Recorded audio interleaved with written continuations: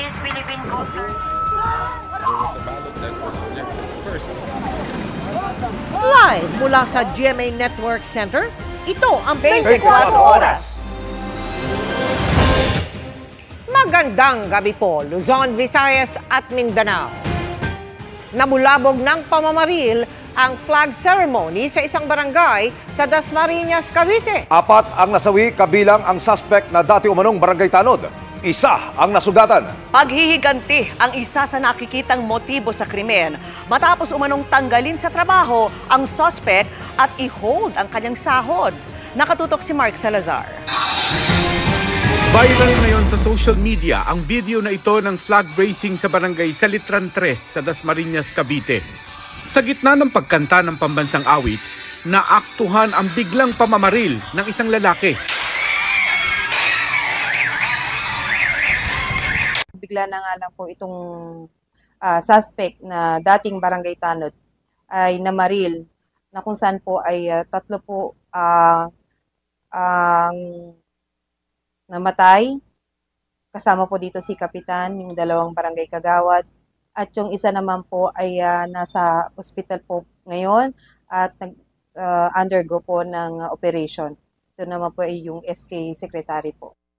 Pagkatapos paputukan ng suspect ang kapitan at katabing kagawad, hinabol niya naman ang isa pang kagawad papasok ng barangay hall at doon binarel pati ang SK secretary. According sa witnesses po is 6 na putok yung si Kapitan headshot,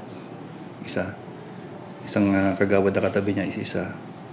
Tapos yung isang kagawad na nakatakbo na sa opisina, 2 sa likod. Tapos yung SK secretary, 2 po sa tiyan na undergoing operation po.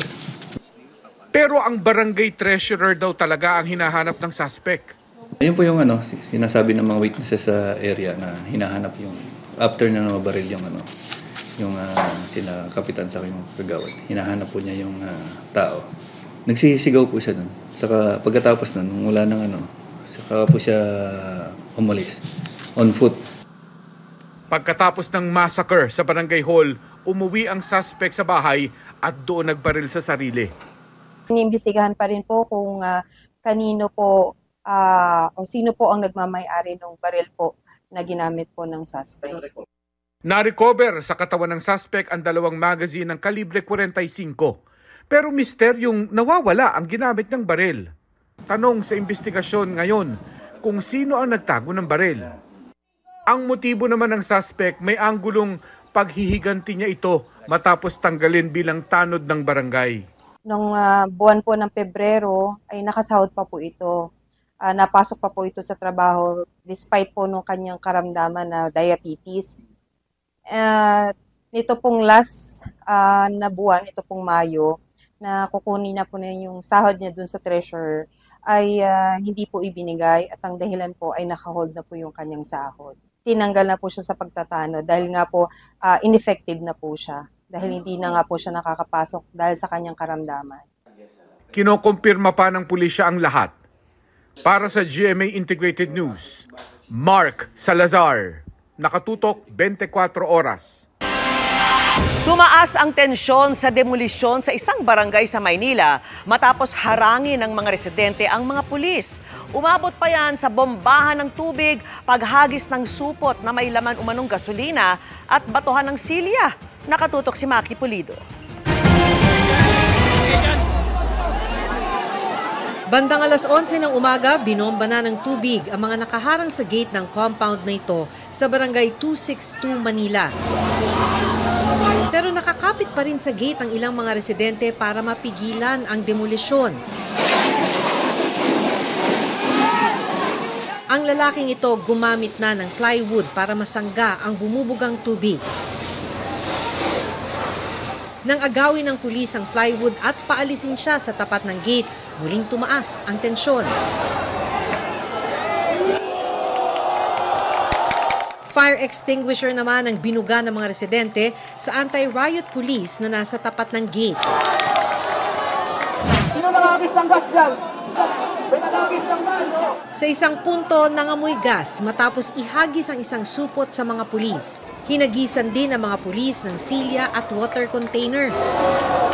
Sabi ni Sheriff Raimundo Rojas, matapos ang 4 na taong pagdinig, na-issue ang Notice of Demolition noong October 2024. February 2025 nang ibigay ang final notice. Nag-uusap sila after Christmas, pinagbigyan. Tapos after klase, nag-election. Ayun na, tapos na lahat, mag-opening na naman. Kaya i-implement na yung court order. Nasa 200 residente raw ang nakalagda sa kaso sa korte para labanan ang demolisyon. Ayon sa sheriff ng korte, 38,000 pesos ang alok ng pribadong korporasyon na nakabili sa lupang kinatitirikan ng kanilang mga bahay. Sabi ng residenteng si Angelina Consulta, hindi raw nila ito tinanggap dahil ilang dekada nang nakatira ang marami sa kanila rito. Ang bahay nga raw nila, 1936 pa ipinatayo ng kanyang mga magulang. Mawawalan po kami ng tirahan. Kami ay mga may sakit na mga matatanda.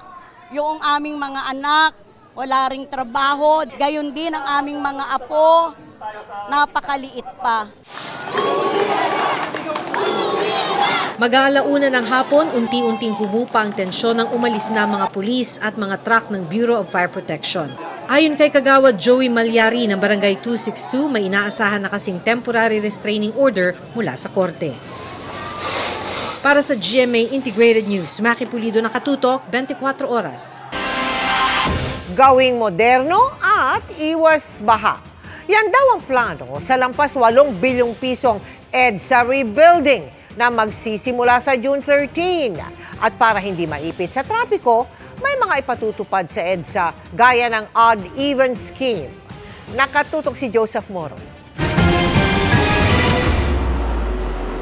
Handa na ba kayo? Sa June 13, sisimula na ang lampas 8 bilyong pisong EDSA rebuilding. Palit kalsada ang gagawin sa EDSA dahil napag-iiwanan na raw ang disenyo at materyales nito. Gagawin na rin itong flood-free. Bubungkalin po natin yung existing pavement sa EDSA. Papalitan po natin ng bagong pavement na matibay na pavement. We will adopt actually yung latest technologies on concrete mix at saka yung on top of the concrete mix pala na gagawin natin, lalagay tayo ng running surface na makapal-kapal na asphalt, no? Para smooth yung traffic natin yan. Unang babakbaki ng north at southbound lane ng EDSA Bus Carousel mula Pasay sa Maynila hanggang Guadalupe sa Makati. Maglalagay ng mga harang habang ginagawa ito, pero tuloy ang operasyon ng bus lane na ilalagay na sa ibang lane. Kaya pa rin itong magbaba at magsakay ng mga pasahero sa mga nakagawiang bus station. Ang mababawasan ng lane ang mga regular na motorista. Hanggang Desyembre, gustong matapos ng DPWH ang EDSA bus lane.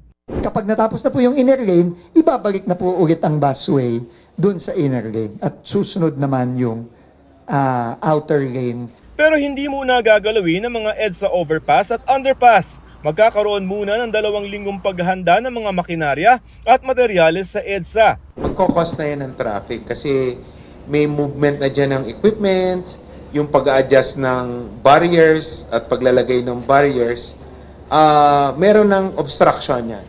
Halos kalahating milyong sasakyan ang dumaraan sa EDSA araw-araw. Para maiwasan ng Carmageddon, magpapatupad ng odd-even scheme sa EDSA.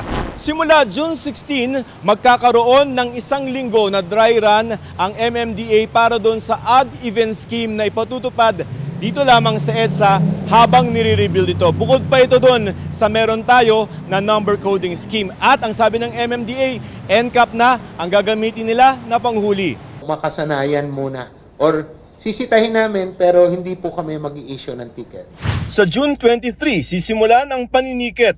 Bawal sa Lunes, Miyerkules at Biyernes sa mga plate number na nagtatapos sa 1, 3, 5, 7 at 9. Ang mga plate number naman na nagtatapos sa 0, 2, 4, 6 at 8. Bawal sa EDSA sa Martes, Huwebes at Sabado. Walang odd-even scheme sa EDSA tuwing Linggo. Hindi naman daw sakop ng odd-even scheme kung tatawid lamang ng EDSA. Exempted naman dito ang mga hybrid electric cars at mga TNVS. Sa ngayon, 24/7 ang implementasyon ng odd-even scheme pero pwede magkaroon ng window hours base sa kanilang magiging pag-aaral. Para magkaroon naman ng alternatibong daan, libre naman ang toll sa ilang segment ng Skyway na ipatutupad sa kasagsagan ng EDSA rebuilding. Shared lane naman muna ang sa mga nagmomotor at nagbibisikleta. Ang ilan pa sa mga ipatutupad na pambawas traffic, magdaragdag ng 100 bus sa EDSA busway. Magdaragdag din ng tren sa MRT3. Titingnan kung pwede pa ulit i-extend ang operasyon nito. Bawal ang mga truck ng mga perishable goods, aviation fuel at truck ng basura sa EDSA pero may window hours sila na 10 p.m. hanggang 5 a.m. Ganoon din ang mga provincial buses. Para sa GMA Integrated News, Joseph Morong, nakatutok 24 oras.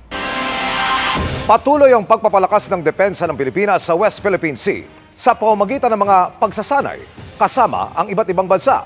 Kabilang na riyan ang kamandag exercise na binuksan kanina kung saan isa po sa mga gagamitin ang Navy Marine Expeditionary Ship Interdiction System o Nemesis missile ng Amerika.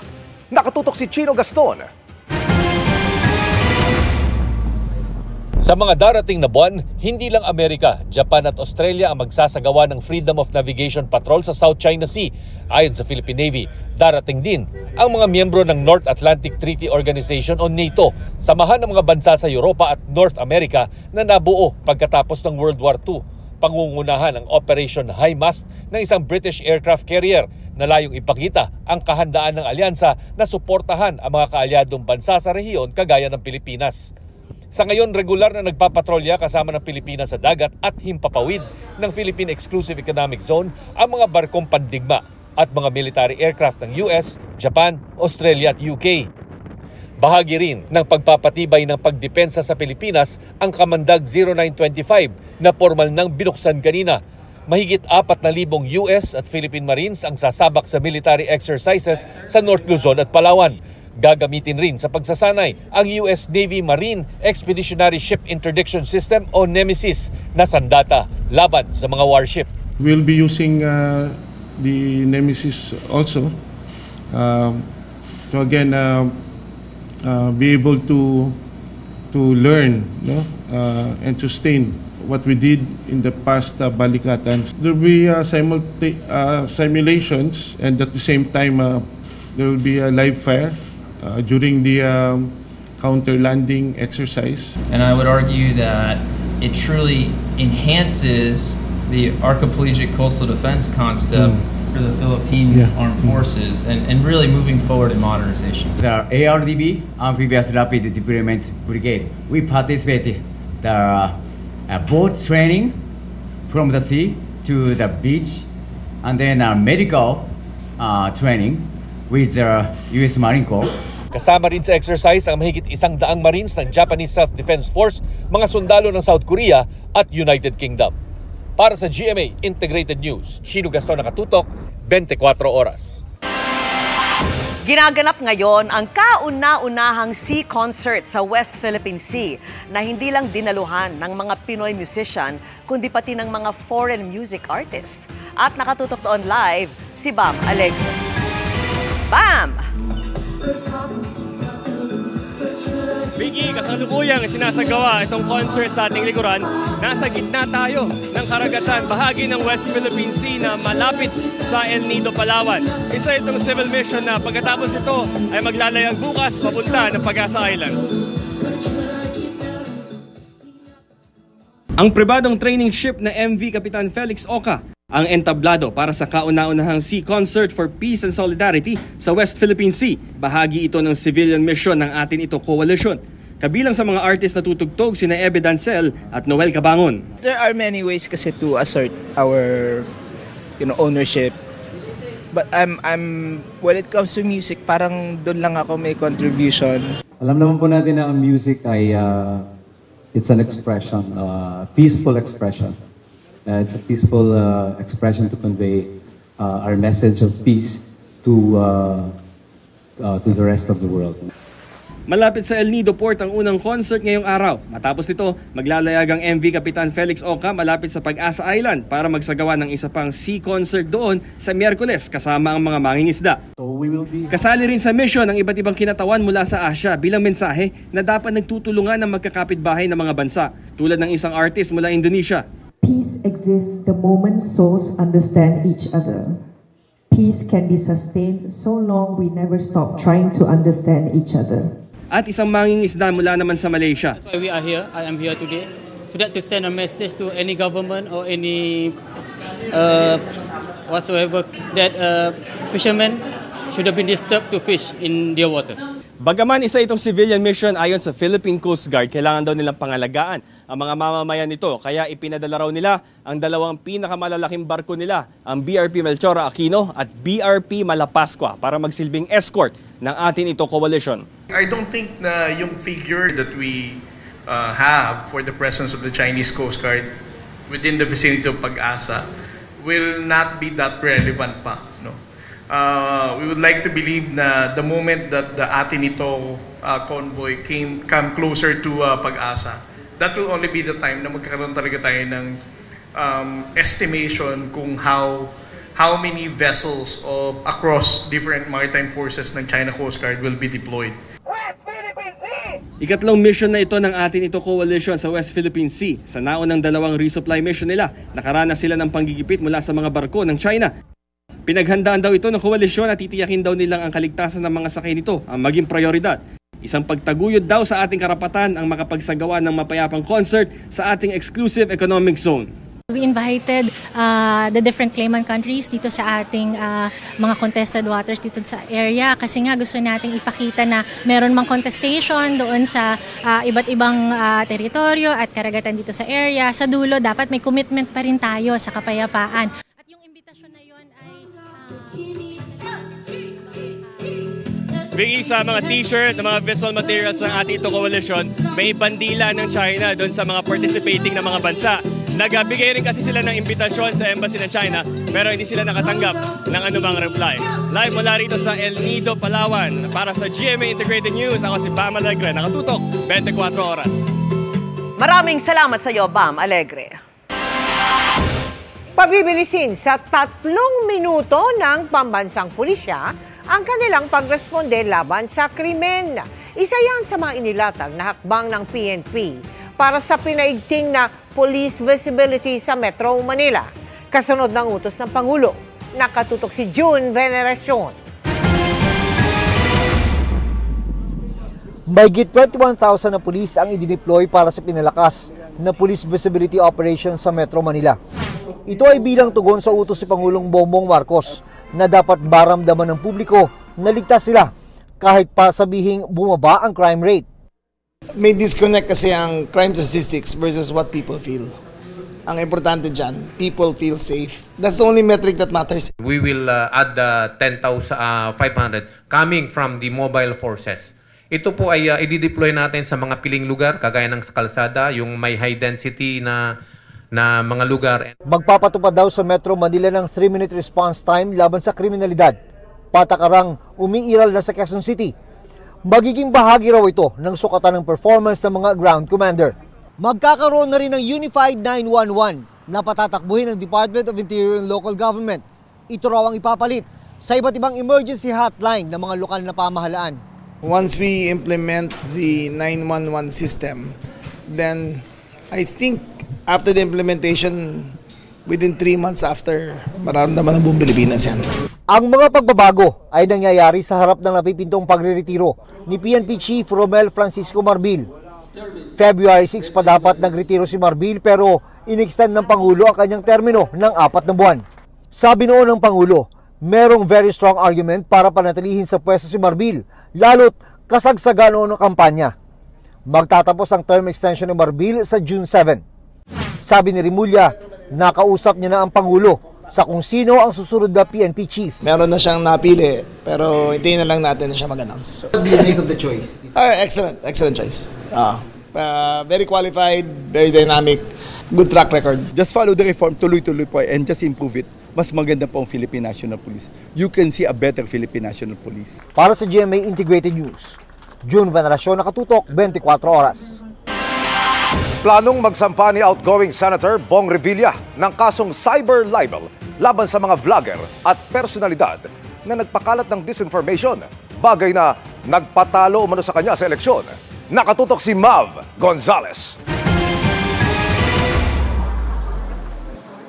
Bigong makabalik muli sa Senado si re-electionist Senator Bong Revilla at ang sinisisi niya rito ang mga nagpakalat umano ng disinformasyon tungkol sa kanya nung nagdaang eleksyon. I'm sad dahil nabiktima tayo ng fake news at napaniwala nila yung ibang tao na gano'n nga yung totoo. Maraming mga kabataan na bumuboto, hindi nila alam kung ano yung mga nangyari in the past years. Kaya dapat ma-inform natin sila.